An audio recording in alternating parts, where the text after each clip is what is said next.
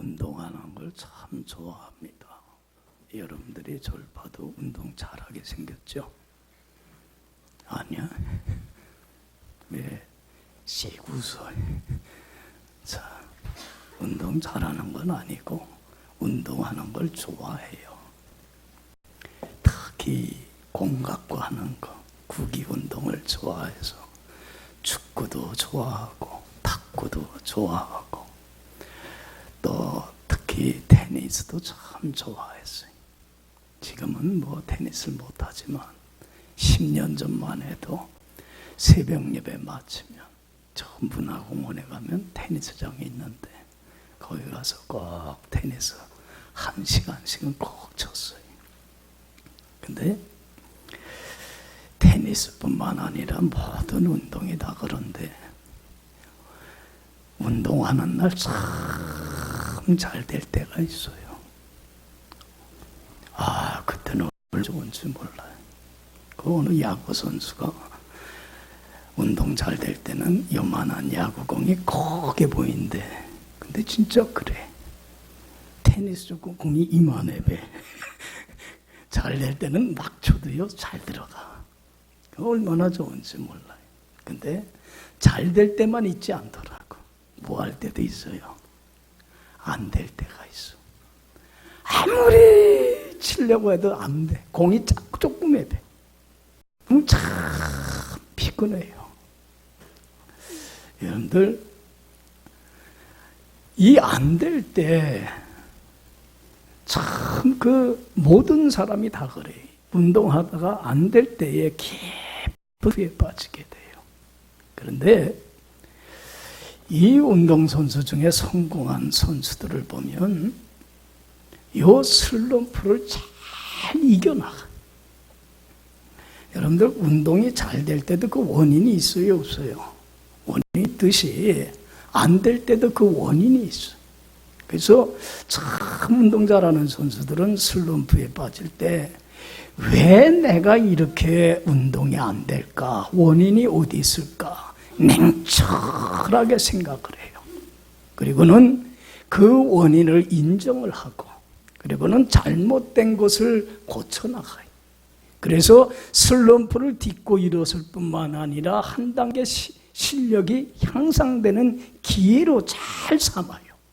그런데 반면에 운동을 잘 못하는 사람들은 슬럼프에 한번 빠져버리고 말면 운동이 안 되면 뭐하기 시작을 해요?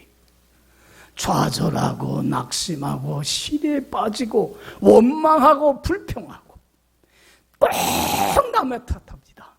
제가 그 테니스 복식을 하다 보면 안 되면요 누구 때문에 그래?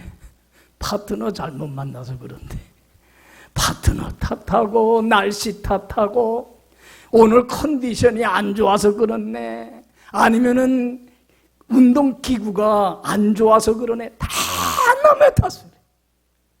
그러니까 이런 사람들은 그 슬럼프를 딛고 일어서요 못 서요. 듣고 서질 못하고 그냥 주저앉아 버리고 말더라고요. 왜 이야기를 하냐면 우리 삶이라는 게 운동과 같아. 모든 게. 여러분들 우리가 지금까지 살아와 보지만 마음먹은 대로 원하는 대로 계획한 대로 뜻된 대로 잘 이루어질 때도 있어요. 성공할 때도 있어요. 그러나 성공할 때만 있어요? 그러질 못해. 마음먹은 대로 뜻대로 계획대로 안 되는 큰 실패를 맛볼 때도 있어요. 그렇지 않아요? 예? 그런데 참 성공적인 삶을 산 사람들은 안 될 때 실패할 때 참 냉철해져요. 왜 내가 이 실패를 했을까? 성공할 때도 그 이유가 있지만 실패할 때도 이유가 있어요, 없어요? 분명한 원인이 있걸라. 그걸 냉철하게 생각을 해요. 그리고 자기의 실패의 원인을 인정하고 잘못된 걸 고쳐버리고 말아요. 그래서 오히려 그 실패를 통해서 더 큰 성공으로 나가는 디딤돌을 만들어버리더라고요. 그런데 여러분들 참 성공적인 삶을 살지 못한 사람들은 실패할 때에 그 원인을 냉철하게 생각을 해요, 안 해요? 안 해요. 왜 이런 일이 있을까 하는 이유, 원인을 생각하기보다는 그저 원망하고 불평하고 낭망하고 시리에 빠져서 자포자기를 해버리고 말아. 여러분들 참 어리석은 삶이에요. 저는 그 아리스토텔레스가 한 말이 참 공감이 가요. 이분이 이런 얘기를 했어요. 사람은 합리적인 존재지만 합리적이지 않다. 여러분들 공감하지요? 여러분들 다른 사람의 문제에 대해서는 상당히 합리적이에요. 객관적이고 논리적이고 이성적이에요. 왜 그런지 이유를 잘 얘기를 해요. 그런데 정작 남의 문제에 대해서는 합리적인데 자신의 문제에 들어가기 시작하면 합리적이에요? 논리적이질 못해. 비이성적이에요. 감정적이고 충동적이고 그저 그냥 좌절하고 낙심하고 어찌할 바 모르고 자포자기 하려고 그래. 여러분들 사람은요 실패할 때일수록 더 어떻게 돼야 돼요? 합리적이 돼야 돼요. 객관적이 돼야 돼요. 그래서 성공한 사람들 보면요 자신의 문제에 대해서 상당히 객관적이에요. 그런데 실패한 사람들은 어때요? 객관적이질 못하고 어려운 문제에 봉착을 하게 되면 주관적이 돼버려요. 그래서는 감정에 이끌려서 어찌할 바 모르고 그냥 좌절하고 낙심하고 그냥 더 주저앉아버리고 말아요. 여러분 왜 이야기를 하냐면 우리 신앙생활하는 사람들은 성공할 때도 그 원인을 잘 냉철하게 생각을 해야 되지만 마음먹은 대로 뜻대로 되지 않아서 실패를 맞게 됐을 때도 뭐 할 줄 알아야 돼요? 냉철할 줄 알아야 돼요. 감정적으로 충동적으로 행동하지 말고 하나님이 내 삶을 주관하시는 하나님이 왜 지금 이 순간 이 사건을 왜 나에게 지금 허락한 이유가 뭘까? 그 원인이 어디 있을까? 그걸 냉철하게 생각할 줄을 알아야 돼. 근데 이런 게 참 부족해요. 여러분들 한번 물어봅시다. 우리 삶 속에서 일어나는 일들 중에 무의미한 일들이 있습니까? 없습니까? 없어요. 무가치한 일들 없어요. 사랑의 하나님은 우리를 사랑하세요. 그래서 모든 일들이 더 좋은 걸 주시고자 하는 하나님의 계획과 뜻과 섭리 속에서 일어나는 사건들이에요. 할렐루야.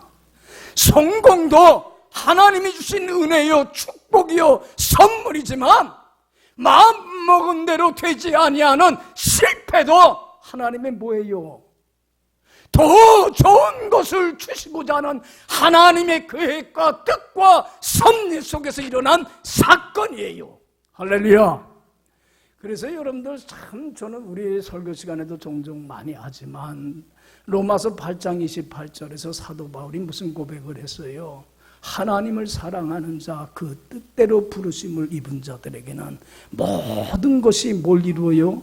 합력하여 선을 이루세요. 모든 일들이 좋은 일이든 좋지 못한 일이든 성공이든 실패이든 그 모든 것을 합력하여서 하나님은 우리에게 가장 좋은 것을 선을 이루시는 하나님이세요. 할렐루야. 그래서 성공할 때도 우리가 냉철하게 그 이유가 왜 하나님은 이러한 성공을 맛보게 했을까? 그 이유를 생각해야만 하겠지만 실패할 때도 냉철하게 왜 오늘 지금 이 시점에서 나의 하나님이 나에게 이 사건을 허락한 이유가 뭔가를 감정적으로 충동적으로 어찌할 바 모르고 그러지 말고 정말로 냉철하게 그 이유를 생각할 줄 알아야 돼요. 하나님은 그럴 때에 더 큰 은혜로 채워주십니다. 할렐루야. 할렐루야. 그렇지 않아요? 예를 들면 여러분들 잘 알듯이 이스라엘 백성들이 430년 동안 애굽에서 비참한 노예 생활을 하다가 하나님의 은혜로 어떻게 돼요? 구원함을, 그 비참한 삶에서 구원함을 받고 자유를 얻게 돼요. 그리고는 40년 동안 광야 생활을 마치고 하나님이 허락한 적과 꿀이 흐르는 가나안으로 들어서게 돼요. 근데 여러분들, 이 적과 꿀이 흐르는 가나안 땅은 하나님이 이스라엘 백성에게 선물로 주셨지만 그 땅을 차지하기까지는 뭐를 해야 돼요? 그 원주민들과 목숨을 건 싸움을 통해서, 투쟁을 통해서 쟁취를 해야 돼요. 여러분들 생각해 보세요. 가나안 땅의 족속들, 히위 족속, 여부스, 부르가스 족속들, 8절 보면 나오지만 헷 족속, 이런 족속들한테 이스라엘 백성들이 들어가서 야, 하나님이 이 땅을 우리에게 살라고 주셔서 너희들 나가. 그러면 여러분들 그 땅을 차지하고 있던 원주민들이 쉽게 나가겠습니까? 나가지 않죠. 자기들이 사는 땅을 지키기 위해서 어떻게 해야 돼요? 목숨 걸고 그들도 싸우겠지요. 그렇지 않아요?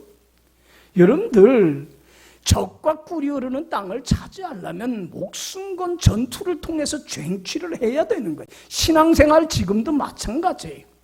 우리 안에는 하나님 말씀대로 살지 못하는 뭐가 자리 잡고 있어요? 죄된 성품이 자리 잡고 있어요. 하나님 말씀대로 살아가려고 하면 말씀대로 살지 못하게 하는 또 다른 이 죄성이 말씀대로 살지 못하게 해요. 육의 소욕과 성령의 소욕이 싸워요. 여러분, 이 싸움에서 승리를 쟁취하여 성령의 인도함 받으며 진리 안에 살아갈 때만이 적과 꿀이 흐르는 천국을 누리는 축복된 삶을 쟁취하게 되는 거예요. 할렐루야. 그렇지 않아요? 신앙은 전쟁이에요. 싸움이에요. 그런데 여러분들 보세요. 그 가나안 원주민들과 전투할 때에 제일 처음 격전지가 어디였습니까? 여리고성 싸움이었어요. 여러분들, 여리고성은 난공불락의 요새예요. 그들은 수도 많고 군사력이 대단합니다. 그들에 비해서 이스라엘 백성들의 군대는요, 오합지졸이요, 무기도 별로 변변치 않고 수도 적고 도저히 싸워서 이길 상대가 안 돼요. 이스라엘 백성들이 군대가 질 수밖에 없어요. 근데 여러분들 잘 알듯이 여리고성 전투에서 누가 승리를 쟁취합니까? 누가 이겼습니까? 이스라엘 군대가 이겨요. 여러분들, 이긴 데는 이유가 있고 원인이 있는 거예요. 이긴 원인이 뭐였어요?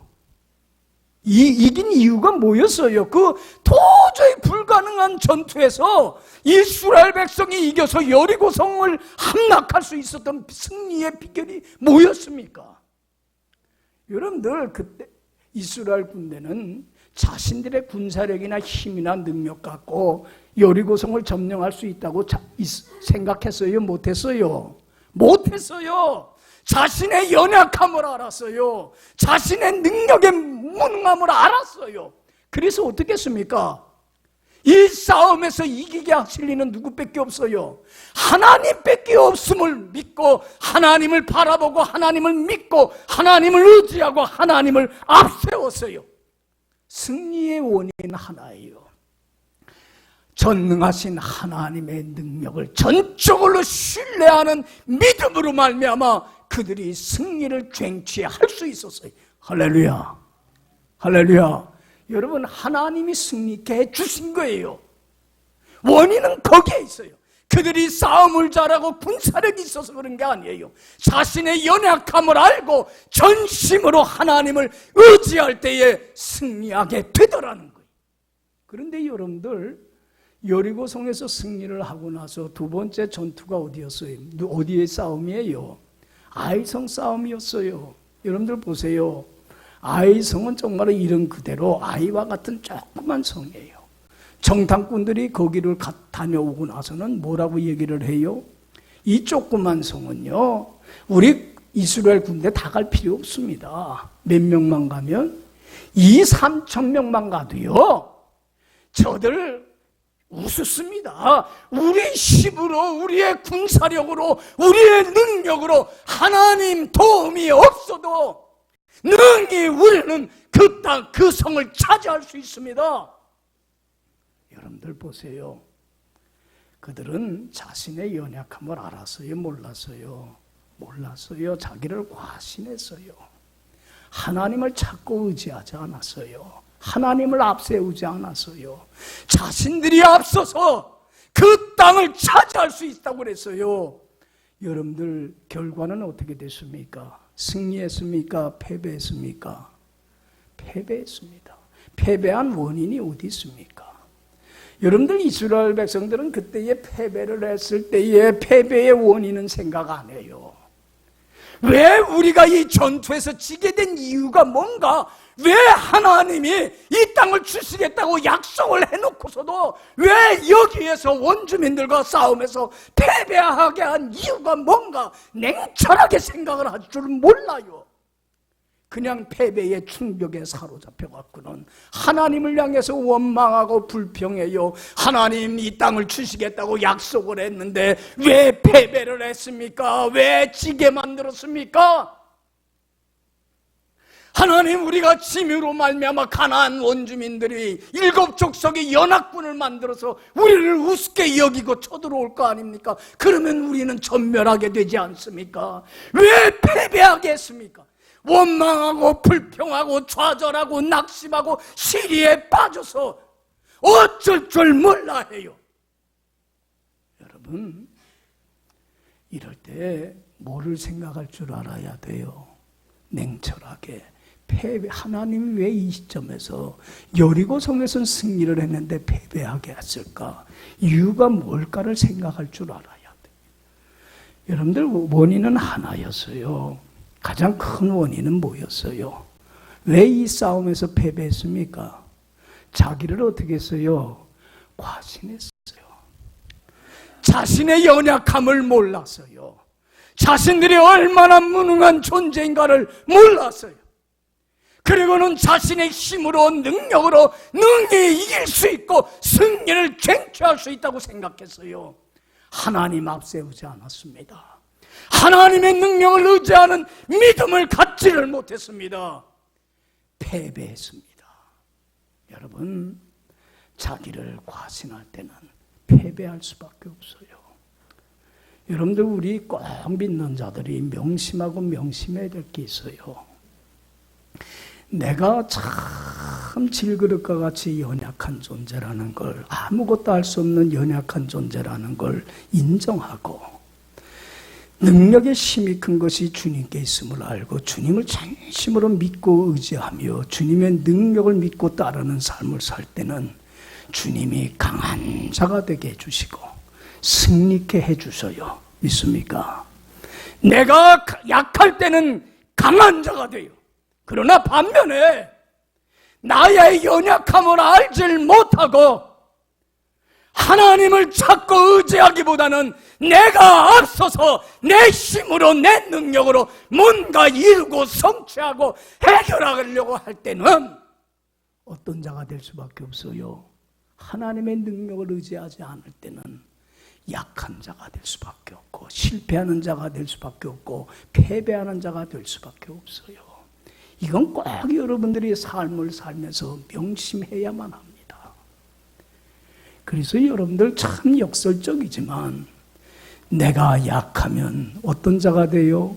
강한 자가 되지만 주님의 능력을 의지할 때 강한 자가 되지만 내가 강하여서 나를 과신할 때는 주님의 능력을 의지하지 않을 때는 어떤 자가 돼요?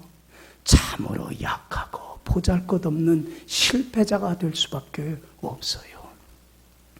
그래서 여러분들, 예수님은 어떤 분이시냐면 마태복음 12장 20절에 분명히 말씀합니다. 예수님에 대해서. 예수님은 상한 갈 때 뭐하지 아니하시고요, 꺾지 아니하시고 꺼져가는 심지도 뭐하지 않는 신분이에요. 그지 아니하시고 심판하여 이길 때까지 승리케 하시는 주님이시라고 분명히 말씀을 하고 있습니다.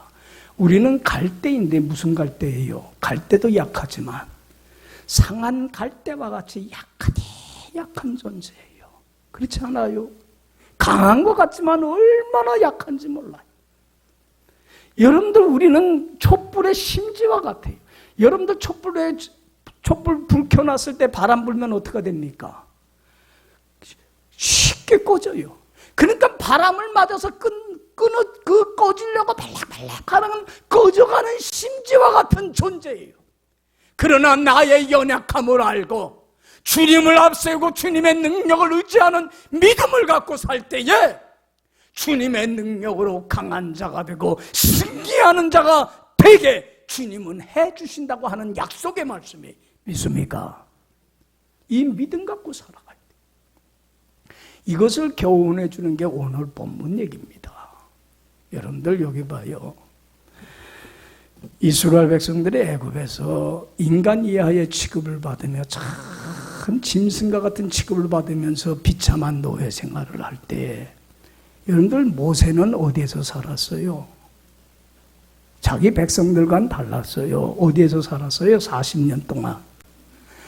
애굽 왕의 그 딸인 공주의 양아들로 입적이 되어서 왕자로의 신분으로서 왕궁에서 살았어요. 부귀영화 권세는 다 누리며 살았습니다.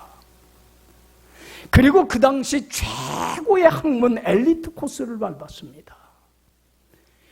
이럴 때에 40살 됐을 때에 모세가 인생에 있어서 큰 중요한 결단, 인생을 바꿔놓을 수 있는 매우 중요한 선택과 결단의 순간을 맞이하게 돼요.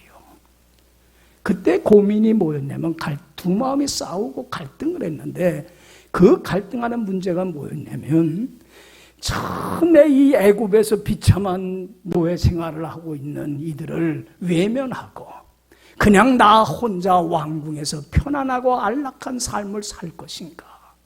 아니면 이제는 내가 저 동포들을 고통의 현장에서 구원하는 독립운동을 이끄는 지도자로 나설 것인가?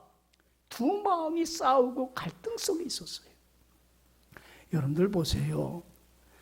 자기 동족들이 아무리 고통을 당해도 나 혼자 편안하고 안전하게 그냥 왕궁에서 살아야지.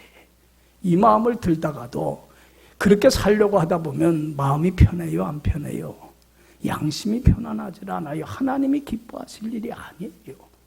하나님이 나로 하여금 40년 동안 여기서 최고의 엘리트 교육을 받으면서 나를 키운 것은 이스라엘 민족을 구원하는 지도자로 세우기 위한 걸 나는 아는데 하나님의 뜻을 외면하고 편안하게 안락한 삶을 여기서 살려고 하니 신앙의 양심이 허락지를 않아요. 그러나 또 한편으로는 내가 이스라엘 민족을 이 고통의 현장에서 구해내는 독립운동의 지도자로 나서려고 하면 여러분도 생각해보세요. 그게 쉽겠어요? 어렵겠어요? 그 당시 세계 최강대국이 애굽, 이집트인데 그들과 싸워서 투쟁해서 민족을 구원하는 이 일을 내가 하려고 하면 얼마나 힘든 일이에요. 하나님이 원하는 길이지만 여러분들 뭘 포기해야 돼요? 왕궁에서 왕자의 그 편안하고 안락한 생활을 다 포기해야 돼요.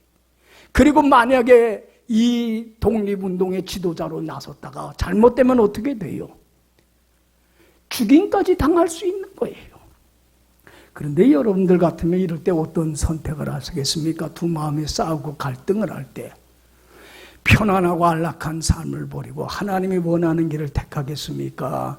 아니면은 그냥 남이야 어떻게 되든 나만 편안하고 안정하면 되지. 하나님이 뭐 싫어하든 뭐하든 나의 안위를 위해서 편안한 길을 택하겠습니까? 두 마음이 싸울 때에 모세는 여러분들 어떤 선택을 합니까? 이스라엘 민족을 고통의 현장에서 구원해는 독립운동의 지도자로 스스로 자처하고 나서요. 선택 잘했어요? 못했어요? 어려운 선택이었지만 참 잘한 선택이에요. 그렇지 않아요? 얼마나 바른 선택입니까? 누구나 할 수 있는 선택이 아니에요. 그래서 히브리서 11장 24절, 25절, 26절은 이때의 모세의 행동에 대해서 뭐라고 기록이 되어 있습니까? 믿음으로 모세는 장성하여 뭐를 거절했어요? 바로의 공주의 아들이라 칭함받는 걸 거절하고 하나님의 백성과 함께 고난받는 것을 잠시 죄악의 낙을 누리는 것보다 더 좋아하고 그리고 주님을 위하여 받는 능력, 하나님의 영광을 위하여 받는 그 고난을 애굽의 보물보다도 더 귀한 뭘로 여겼어요?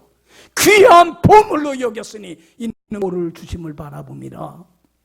하나님 편에 섰을 때에 하나님의 영광을 위하여 모든 걸 버리고 하나님이 원하는 길을 택했을 때에 고난의 길이겠지만은 그 길을 갔을 때에 하나님이 주실 영광, 세상의 영광이 아니라 하나님이 주실 영광을 바라봤기 때문이라. 할렐루야.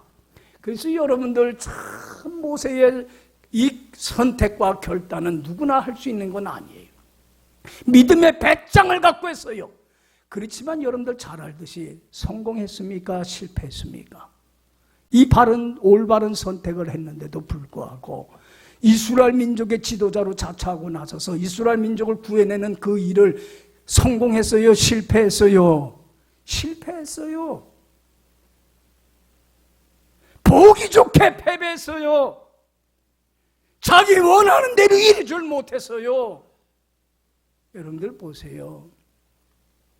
모세는요, 지도자로 자처하고 나서기 위해서 제일 먼저 한 게 뭐였어요? 애국 관리를, 자기 동족을 괴롭힌 애국 관리를 쳐서 어떻게 했어요? 죽였어요. 그러면 이스라엘 백성들이 모세를 어떻게 할 줄 알았어요? 자기들의 지도자로 어떻게 할 줄 알았어요? 추대하고.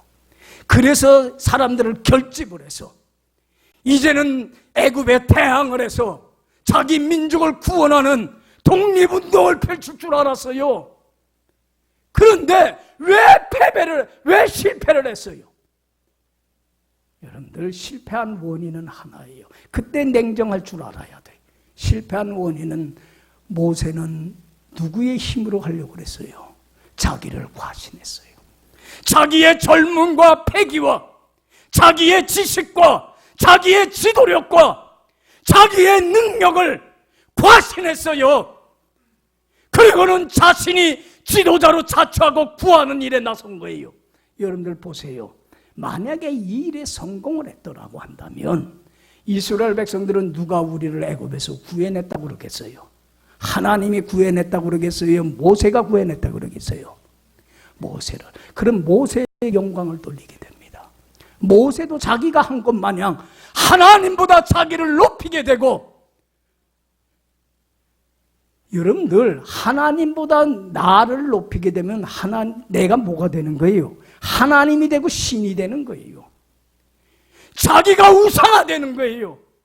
저는 목회하면서 그런 분들 많이 봐요.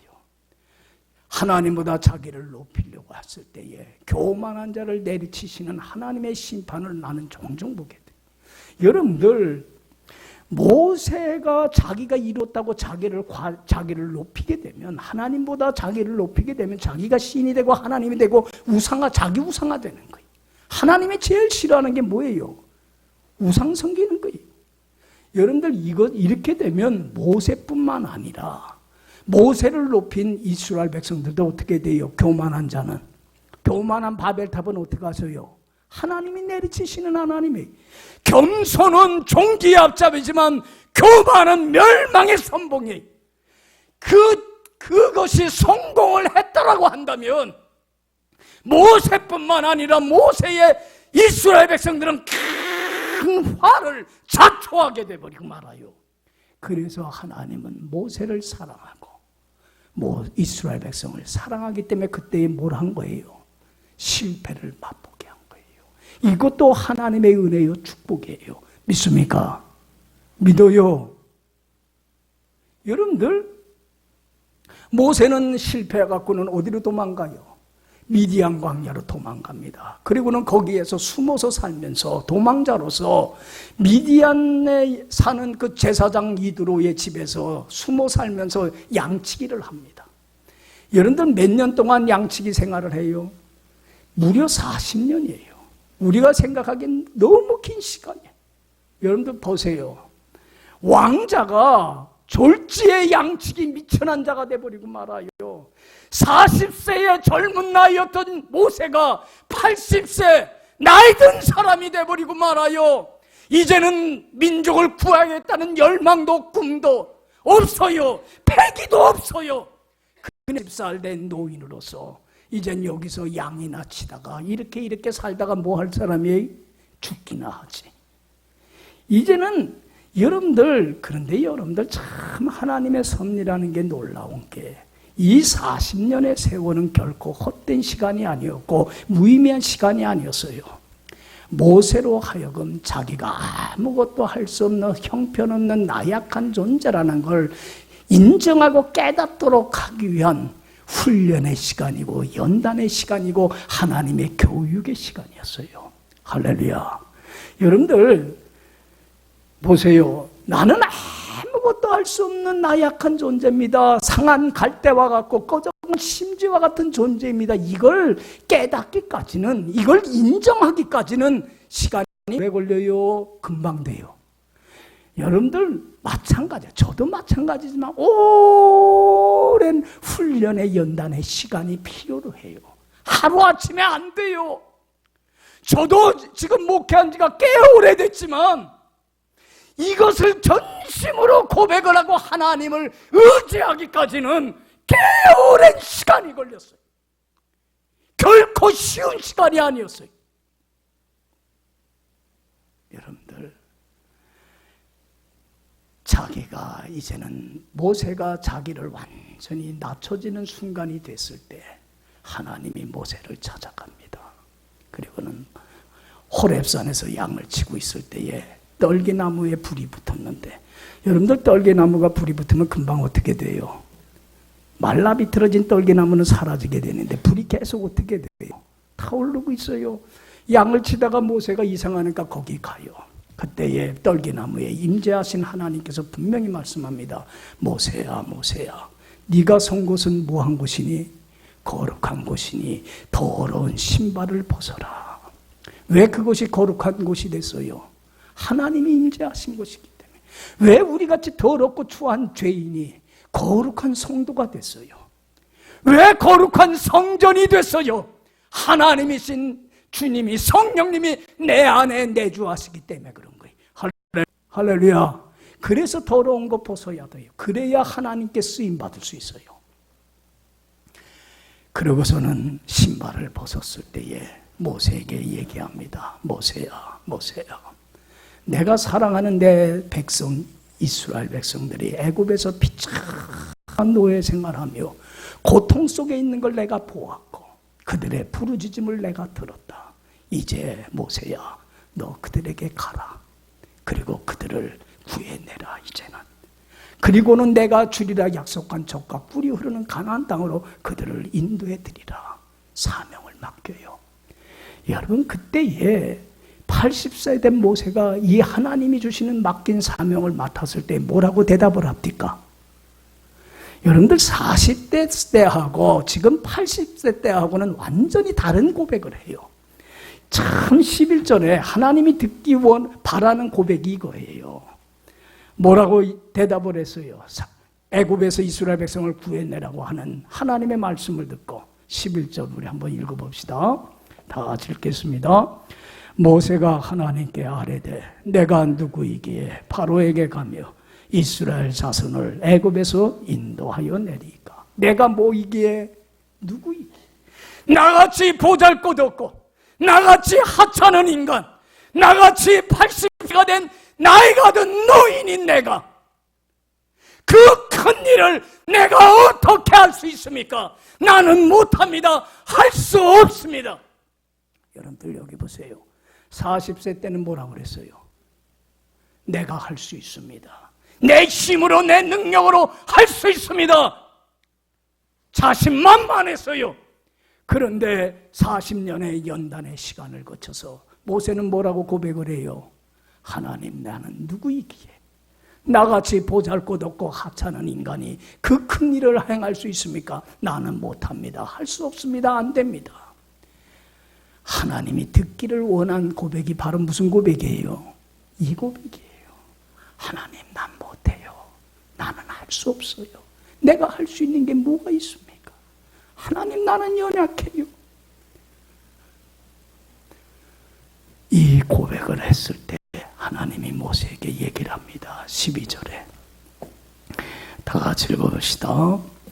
하나님이 이르시되 내가 반드시 너와 함께 있으리라. 내가 그 백성을 애굽에서 인도해낸 후에 너희가 이 산에서 하나님을 섬기리니 이것이 내가 너를 보낸 증거니라. 내가 반드시 너와 어떡하마? 함께 해주마. 이젠 내 능력을 의지해라. 전심으로 나를 찾고 의지하는 그 능력을 의지하는 믿음 하나만 가지고 가라. 여러분들 보세요. 4장 5장 넘어가 보세요. 모세는 갑니다. 이제는 누구를 의지해서 갑니까? 하나님을 의지해서 갑니다. 하나님의 능력을 의지해서 갑니다. 하나님의 함께 하신 하나님이 나에게 능력을 주셔서 이 일을 감당하게 할 줄 믿습니다. 믿음 하나 갖고 나갑니다. 여러분들, 모세는 이스라엘 백성을 구해내는 큰 역사를 이루게 됩니다. 할렐루야. 그리고 그들을 이끌고 적과 꿀이 흐르는 가나안 땅에 가는 길까지 40년의 세월을 지나는데 작은 일이든 큰 일이든 어떤 일을 만날 때든지 간에 모세의 생애를 보세요. 출애굽기에 나타난 그때의 하나님보다 자기가 앞서는 경우가 있어요? 없어요? 없어요.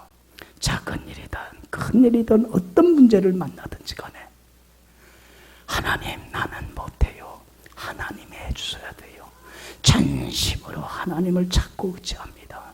그때마다 하나님은 역사하셔서 더 큰 은혜와 축복을 채워주시고 문제를 해결해 주시는 큰 은혜를 잊게 돼요. 할렐루야. 할렐루야. 그래서 성경에 모세를 어떤 인물이라고 기록되고 있냐면 역사상 전무후무한 선지자더라. 역사 이전에도 모세와 같은 선지자 하나님의 일꾼이 없었고 역사 이후에도 모세와 같은 하나님의 일꾼이 태어난 적이 없다고 그랬어요. 여러분들, 모세가 그런 큰 일을 이루어나가는 일꾼이 되고 축복을 받을 수 있었던 것, 성공하는 신앙인이 될 수 있었던 것은 뭘 깨달아서요? 자신의 연약함을 알고 전심으로 주님을 능력을 의지하는 믿음의 사람이 됐기 때문에 그래요. 할렐루야. 여러분, 시편 127편에 말씀합니다. 여호와께서 집을 세우지 아니하시면 세우는 자의 수고가 헛되고 여호와께서 성을 지키지 아니하시면 파수꾼의 경성함이 호사로라. 너희가 일찍 일어나면 늦게 누우며 수고의 떡을 먹음이 헛되도다 했습니다. 누가 세워주셔야 됩니까? 하나님이. 누가 지켜주셔야 됩니까? 하나님이.